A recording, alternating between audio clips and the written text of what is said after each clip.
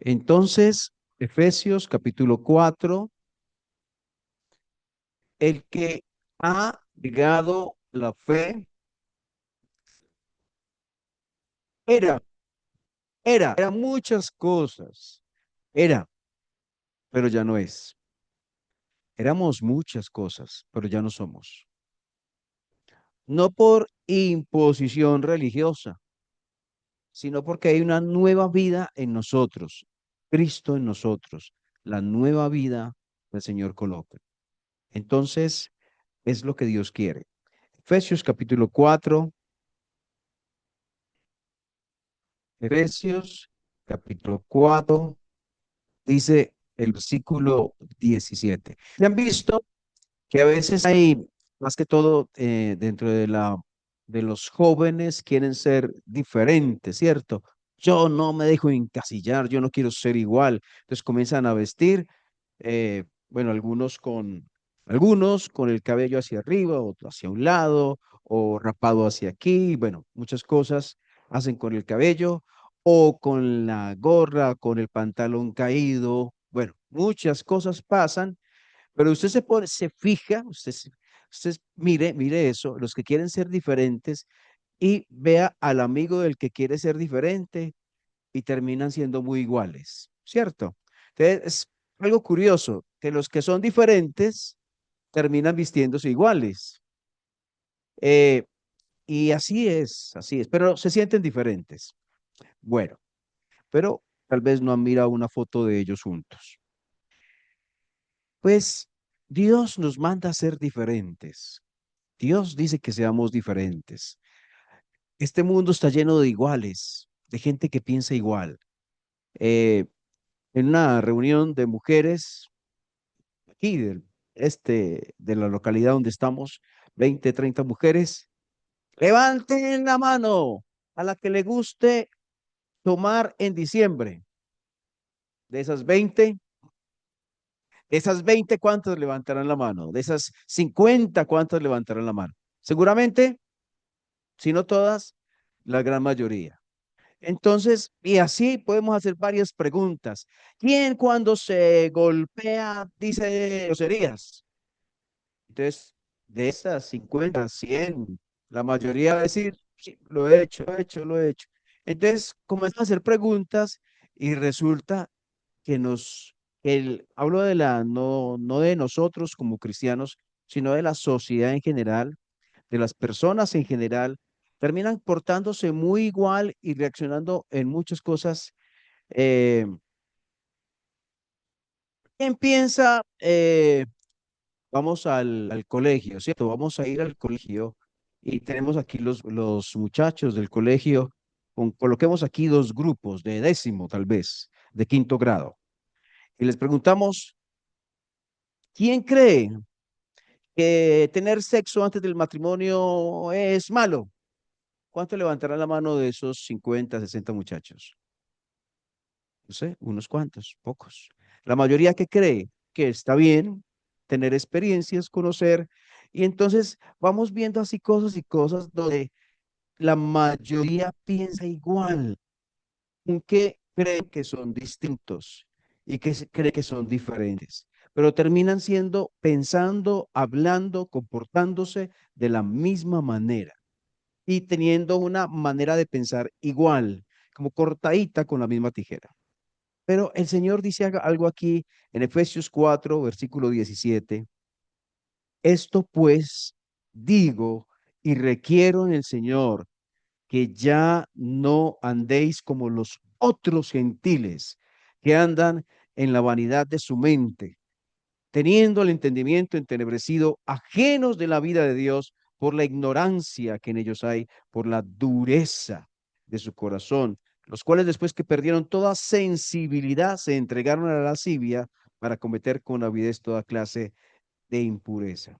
Entonces, atención, tal vez hay algo dentro de nosotros, el hecho de que los muchachos quieran sentirse distintos, vistiendo diferente del común de las personas, pero terminan vistiéndose igual entre ellos, el hecho de que pensemos la mayoría, la sociedad en general, muchas cosas parecidas, iguales, pero que en el fondo no nos sentimos bien siendo igual que todos. En el fondo queremos ser distintos. Sentimos que debemos tener una personalidad propia, no manipulada por el entorno. Y es preciso lo que Dios quiere que seamos. Dios no quiere que nuestra manera de pensar esté determinada por el medio en el cual vivimos. Vivimos en un medio X o Y, rodeado de personas que piensan de cierta manera. Dios quiere que yo me piense, viva de una manera distinta. Por eso dice que ya no andéis como los otros. O sea, ya su vida cotidiana, su manera de pensar, de ser, de hablar, de comportarse, de vestirse, de todo, todo, pero comenzando en su interior, la manera de pensar, de sentir, de decidir todo, que ya no andéis como los otros gentiles que andan en la vanidad de su mente. Entonces, eso es lo que Dios quiere. Dios quiere que seamos distintos. Dios quiere que seamos diferentes. Entonces, por eso dice aquí en el versículo 25, miren, una cosa que abunda hoy, dice versículo 25, por lo cual, desechando la mentira. Hablad verdad cada uno con su prójimo, porque somos miembros los unos de los otros. Entonces, dice que desechen la mentira. Entonces, vamos otra vez al mismo grupo del colegio, donde están dos grupos. Tenemos, ¿cuántos alumnos serán dos grupos? ¿60? No sé. Digamos que 30 y 30, digamos que 60. ¿Quién ha dicho mentiras? ¿Quién alza la mano? Bueno, ¿quién ha dicho dos mentiras? No, pues ninguno, porque han dicho más. ¿Quién ha dicho muchas mentiras? Desechando la mentira, hablas verdad. La mentira es algo que se ha puesto en nuestra sociedad. Y, y como viene el cobrador a la casa, papi, dígale que mamá no está, ¿cierto? Ya, ¿cuántos años tiene el niño? Tiene 5 años, 6 años. Dígale, 4 años, papá no está. Vaya, dígale. Dígale, papá no está. Ya, ya le estamos diciendo que mienta. ¿Cuántas mentiras se han cometido cuando tengamos 10 años, 15, 20, 25, 30? Pero aquí dice, por lo cual desechan la mentira, hablad verdad cada uno con su prójimo, porque somos miembros los unos de los otros. Dios reconoce, Dios sabe que todavía siendo salvos podemos pecar, que siendo, habiendo sido rescatados de donde fuimos rescatados de la muerte eterna, aún podemos hacer cosas que no están bien. Está diciendo, tengan cuidado con la mentira, háganla a un lado, no convivan con ella, no la practiquen. Entonces, pero no solamente es dejar de hacer algo malo, sino que dice hacer algo bueno. No solamente dice desechar la mentira, sino por otro lado dice, hablen verdad cada uno con su prójimo, porque somos miembros los unos de los otros. ¿Qué pasa, Romanos? ¿Qué significa eso de miembros los unos de los otros? Romanos 12, luego volvemos a Efesios 4, no te vayas a perder, pon el dedito ahí si quieres para regresar luego. En Romanos 12, Romanos 12, versículo 4, dice, bueno, si estamos bien, sí, ya casi nos dormimos, ¿no? Dice 12:4, porque de la manera que en un cuerpo tenemos muchos miembros, pero no todos los miembros tienen la misma función. ¿De qué está hablando? En la iglesia, los que han sido salvados, rescatados, hacen parte de un cuerpo. Hacemos parte del cuerpo de Cristo. donde cada uno de los creyentes lo está comparando con las partes del cuerpo, con los miembros, con las partes del cuerpo.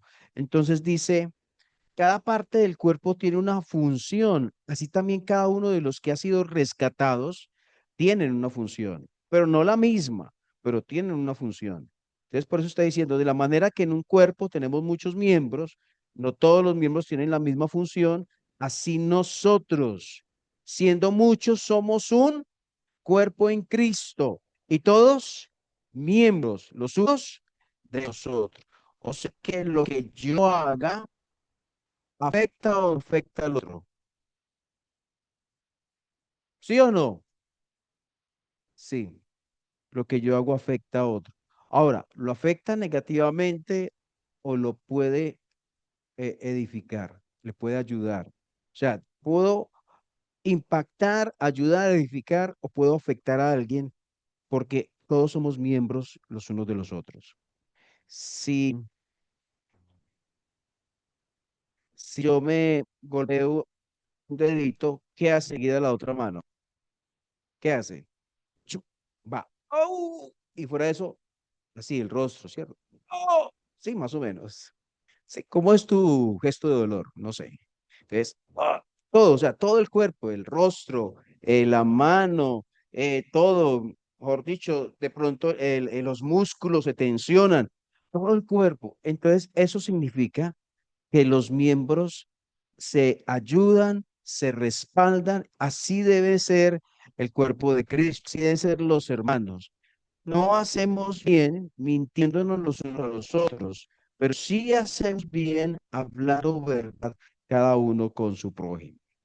Entonces, pero hay algo en la voluntad. O sea, el cristianismo no es de, yo voy a poder hacer esto. No, Dios lo hace en mí.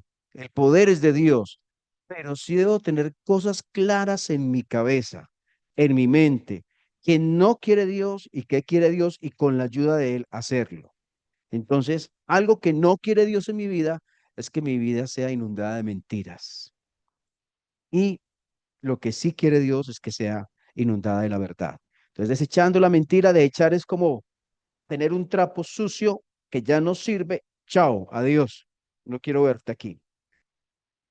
Hablar verdad cada uno con su prójimo porque somos miembros los unos de los otros. Y sigue diciendo el 26, airaos, pero no pequéis, no se ponga el sol sobre vuestro enojo, ni deis lugar al diablo. Entonces, ¿nos podemos airar? ¿Sí o no? Eso así. Pero es que no quiero que se duerman tan rápido. ¿Los podemos airar? Claro que sí. Pero lo que no podemos hacer es que pecar. Airaos, pero no pequéis. Entonces, la ira debe tener un cauce. Lo malo de la ira es cuando es como un río que pierde el cauce y se desborda. Entonces, airaos, pero no pequéis.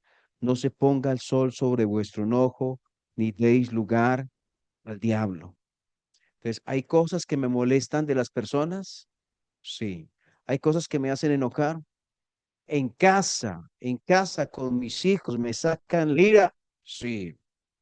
Mi esposo, pues el caso de mi esposa ya nunca siente conmigo porque yo no tengo por qué, porque yo soy un angelito.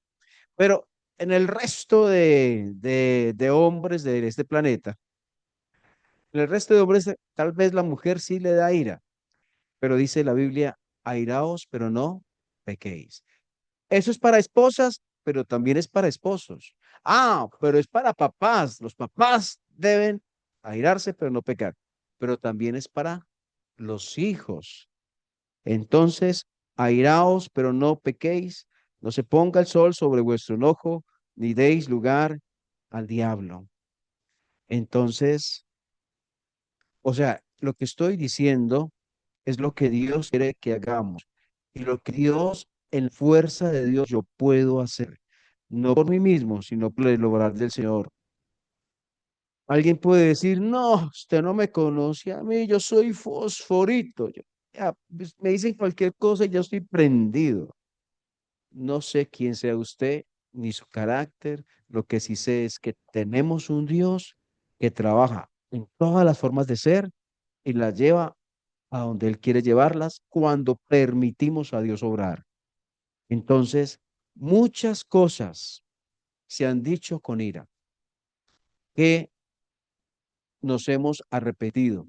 Papás han dicho cosas durísimas a los hijos con ira y los hijos han dicho también cosas duras hacia sus padres cuando tienen ira y pecamos todos. Entonces dice la Biblia, airaos, pero no pequéis, no se ponga el sol sobre vuestro enojo, ni deis lugar al diablo. Entonces, esto es algo de comunión continua con el Señor.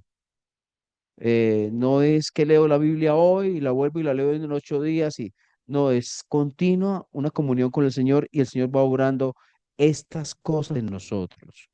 Y si entonces dice, no deis lugar al diablo. Y estaba pensando en 2 de Corintios capítulo 2 versículo 10 cuando está hablando del hermano que pecó, que estaba en fornicación y que fue juzgado por los creyentes de Corintios y fue inicialmente excomulgado y luego él volvió, luego él se arrepintió, él dejó el pecado, él volvió al Señor, se arrepintió nuevamente. Entonces dice, 2 Corintios 2:10, y al que vosotros perdonáis, y al que vosotros perdonáis, yo también. ¿Están viendo?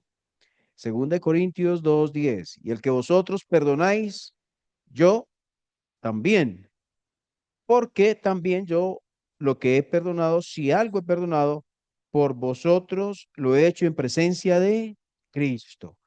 ¿Para qué? Satanás no gane ventaja alguna sobre nosotros, pues no ignoramos sus maquinaciones. ¿Qué está diciendo ahí? Que la manera en que el enemigo de Dios trabaja en la vida de alguien es cuando no ha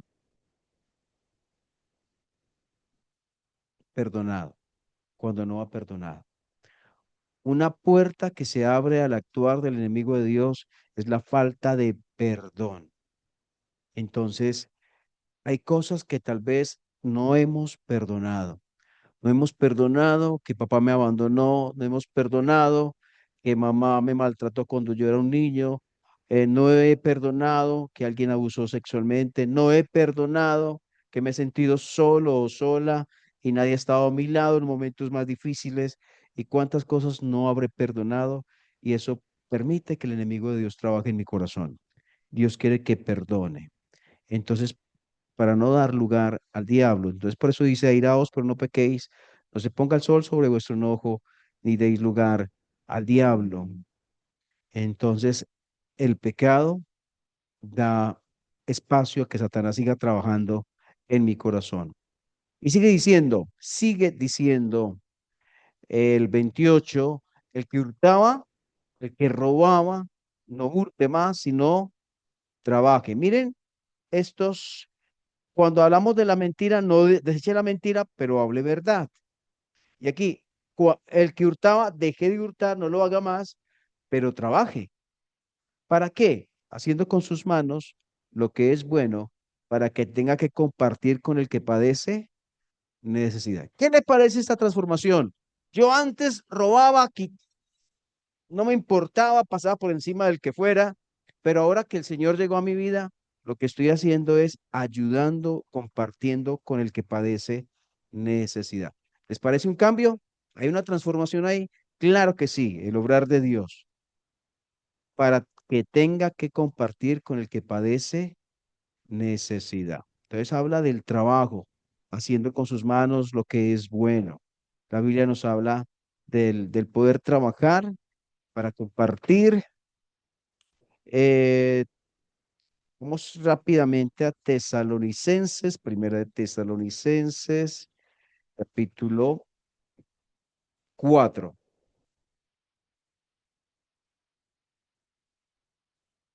4 versículo, primera de Tesalonicenses, capítulo 4, versículo 11.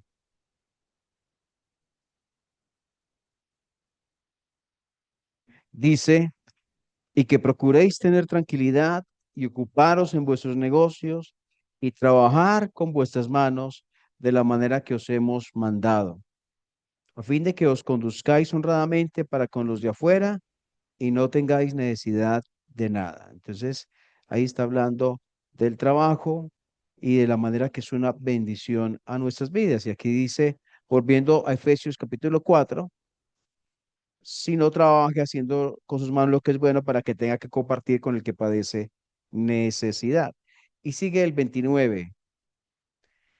Ninguna palabra corrompida salga de vuestra boca, sino la que sea buena para la necesaria edificación a fin de dar gracia a los oyentes. La palabra corrompida viene de una palabra en griego que significa algo podrido, putrefacto.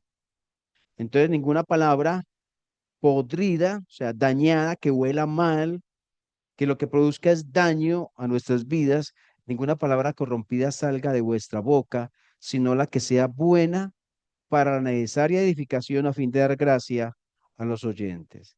Entonces, ¿qué palabras pueden ser podridas o dañadas?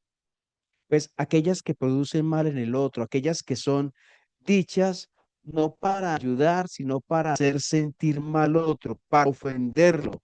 Ah, me hizo sacar, me hizo sentir mal. Le voy a decir esto. Ah, tenga, ahí está. Siéntase mal también usted. Hemos hecho eso alguna vez, tal vez. Y dice ninguna. ¿Qué es ninguna? ¿Qué es ninguna? Ninguna. Ninguna es ni una siquiera. Ni una palabra corrompida salga de vuestra boca, ni una palabra que dañe, que ofenda, con el propósito, con el propósito de ofender, sino la que sea buena para la necesaria dedicación a fin de dar gracia a los oyentes. Entonces, si yo estoy diciendo palabra con el propósito de dañar, ¿qué estoy haciendo? ¿Cómo se llama eso? ¿Se llamará pecado? Porque Dios está diciendo algo que Él quiere que dejemos o algo que Él quiere que hagamos. Y cuando no hacemos lo que Dios dice, se llamará pecado. Cuando yo miento, cuando yo me dejo llevar por la ira y peco, cuando yo en lugar de ayudar a otro, estoy robándole algo, cuando estoy diciendo palabras corrompidas en lugar de palabras que edifiquen. Y seguimos diciendo, vamos a finalizar con el 30 al 32. Y no contristéis al Espíritu Santo de Dios, con el cual fuisteis sellados para el día de la redención. Quítese de vosotros amargura, enojo, ira, gritería, maledicencia y toda malicia. Y el 32, antes sean buenos, sean benignos unos con otros, misericordiosos, perdonándoos unos a otros, como Dios también nos perdonó a nosotros en Cristo. La diferencia no está en que yo utilice el pelo así o asá, en que me coloque los pantalones caídos o que utilice la gorra de tal manera. La diferencia no está en eso. La diferencia está en que vivo distinto que los demás, en que los demás aceptan esto y aquello, pero yo digo no a esto y aquello porque a Dios no le gusta, porque a Dios no le agrada. Pero esto no es una carga que uno diga, ay, pero qué aburrida la vida cristiana, solamente mandatos y cosas y normas. Ay, es que espera es eso.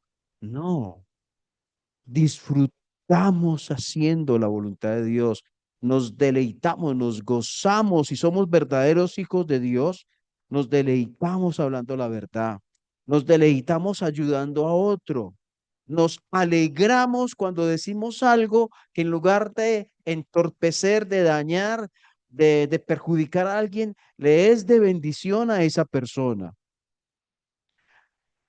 Eso no es una carga impuesta pesada que usted diga, ay, esta vida no la aguanto. No, es realmente vivir en libertad, es no volver a las cadenas de antes, es no volver a los lazos que teníamos antes de encontrarnos con el Señor. Esto sí es ser diferentes, lo que estamos hablando aquí. Esto sí es ser diferentes. Cosas que hacíamos antes no deberían estar en nosotros hoy. Lo que era antes ya no, es lo que soy ahora en el Señor Jesús. Entonces, ¿qué tendrás que perdonar? Fuiste abandonado por tu papá, por tu mamá, una violación, una palabra que recuerdas que tu mamá te dijo, eres lo peor que me ha tocado vivir. Si yo supiera que ibas a nacer, te hubiera abortado, no sé qué, no sé qué. Hay que perdonar, hay que perdonar. Nosotros también hemos dicho cosas a veces queriendo o sin desearlo, pero hemos dicho cosas que han dañado a otros. Entonces, perdonándonos unos a otros, como Dios también nos perdonó. Y pensemos una cosa, si el Señor me ha perdonado tantas cosas a mí, ¿qué puede ser perdonar lo que me han hecho a mí? Que lo que me han hecho a mí tiene este tamaño, ¿cierto? Lo que me han hecho a mí. Pero lo que yo le he hecho a Dios, de la manera que yo he ofendido a Dios, ¿qué tamaño tiene? Y Él me ha perdonado. Entonces Él me ha perdonado semejantes pecados y me está diciendo, perdona como yo te perdoné. Antes es venirnos unos con otros, misericordiosos, perdonándonos unos a otros como Dios también os perdonó a vosotros en Cristo. Oramos. Señor, gracias por tu palabra. Gracias por lo que es, por la luz, por la bendición, por la libertad que en ella hay. Gracias por la nueva vida en Cristo. Gracias, Señor, porque el creyente sí es alguien, el verdadero creyente genuino que quiere vivir para ti, sí es alguien que es distinto, sí es alguien que es diferente, que no vive como los demás viven y que no piensan como los demás piensan. Señor, tú sabes que podemos estar luchando, tal vez algunos de nosotros, o con la mentira, con la ira, o con las palabras corrompidas, con el robo o hacer daño a otros, o con la falta de perdón, con la amargura, con el resentimiento. Pero Señor, si tú has dicho estas cosas en tu palabra, es porque nos das la capacidad para vivir de una manera distinta, para que las cadenas se rompan, para que las cargas se destruyan por el poder de tu palabra en nosotros y tu espíritu obrando. Señor, gracias. Gracias porque nos llamas a vivir en completa libertad y en nueva vida, Señor. Ayúdanos a no dejarnos engañar por lo que antes vivíamos y a vivir como tú quieres que vivamos. Oramos que nos ayudes con los desafíos en casa que tenemos algunos, con el esposo, con la esposa, o con los hijos, o con los sobrinos, o con los vecinos, con las dificultades que podamos tener entre creyentes, entre hermanos, los hermanos que pueden decir mentiras, los hermanos que pueden decir palabras corrompidas, o pueden tal vez tener resentimientos en su corazón. Señor, que esas cosas sean dejadas a un lado, como tú dices en palabra. Gracias en el nombre del Señor Jesús. Amén.